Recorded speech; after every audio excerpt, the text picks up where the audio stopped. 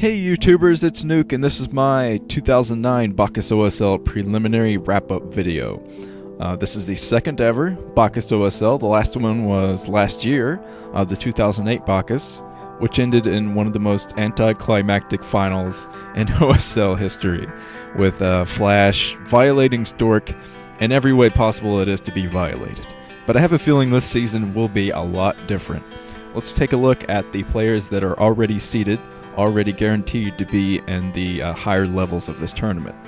Super Seeds, Bisu, Fantasy, by.hero, and Joong. These are the 4 players that made it to the semifinals of the Bacchus OSL, so they are automatically seeded into the round of 16 of the Bacchus in each group respectively. So Joong will have Group A and so forth, and so on and so forth. And since Joong will have the first pick here, watch for him to pick one of the strongest players of the remaining pool. That seems to be Joong's style. He's not going to be like Fantasy and pick Tester to give himself an easier time. That's just not going to happen. So let's move on to the round of 36 seeds. Yes, the name that probably sticks out the most here is Bacchus. Bacchus actually was given a spot here in the round of 36. They consider him moving into the round of 16, which he did move into the round of 16, and then he got a back injury, ironically. So they're giving him this spot, and they are allowing Bisu to keep his Super Seed spot, even though Bisu had to fight through a tiebreaker to move up to the semifinals of the Bacchus. So yes, all of these players will be the final opponent in each of the groups of the round of 36. And now, the results of the offline preliminaries of the Bacchus OSL. Here we go. Protoss Winners of the day. Few and far between, I have to say. Yoon, GuemChi, Pure, and Iron. That's it. Those are the only Protoss players that made it through here. And that is definitely the smallest group of winners today. The names aren't that impressive either. GuemChi is a great player, of course. Yoon made it into the round of 36 of the last OSL, so he's a pretty good player too. He beat firebathero, so that's definitely something. But yeah, not too impressive, especially when you look at the notable Protoss eliminations. Oh, Jangbi, what are we going to do with you? Jangbi, I don't think Jangbi will ever move up in an OSL, and I just don't know why. I mean, there's not that big of a difference between OSL and MSL, but whatever. Couple other notable ones. Much, my favorite player ever, not moving up, unfortunately, anytime. Not moving up, and Free.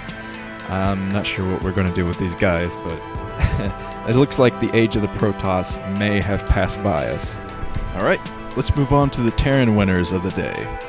go.go, Miracle, Lomo, Light, Casy, Ruby, and Canata. A couple of surprises here, but all of these guys are great players, so it's not really much of a surprise that they all made it through their groups.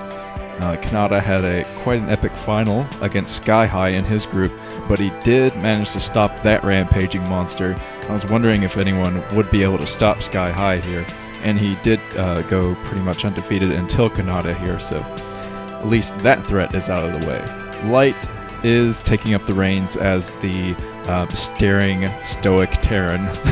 He took that away from ForGG and SkyHigh as just a chiseled cement Terran. That's what I'm going to call him from now on, cement Terran. Just, he looked like a statue, but he's playing some scary Starcraft. Let's get to the notable Terran eliminations.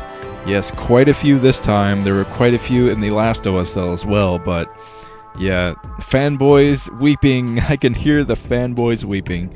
Unfortunately, Boxer got 0-2'd. He got completely owned by Herb.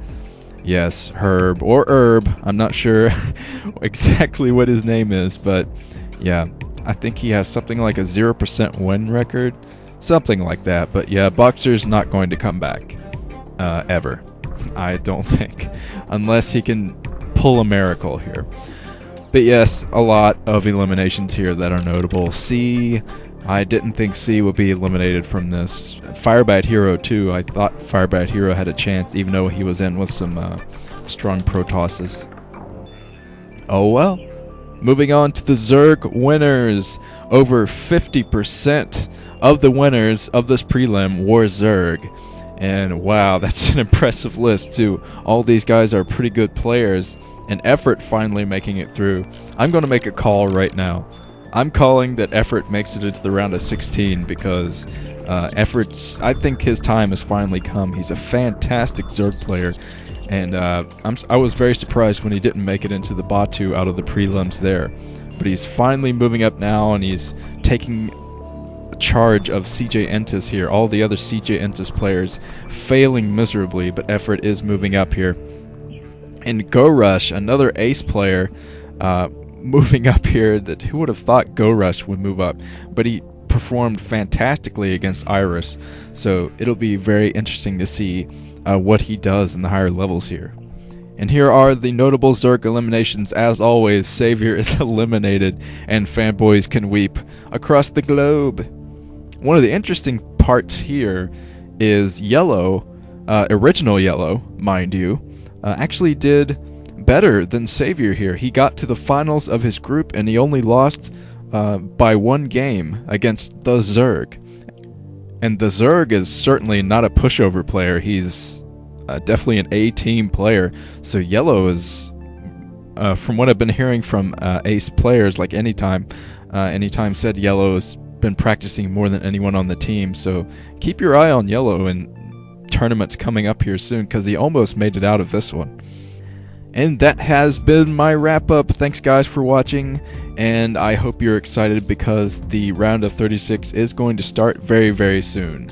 Very, very, very soon, and I will be there casting the final matches of each group.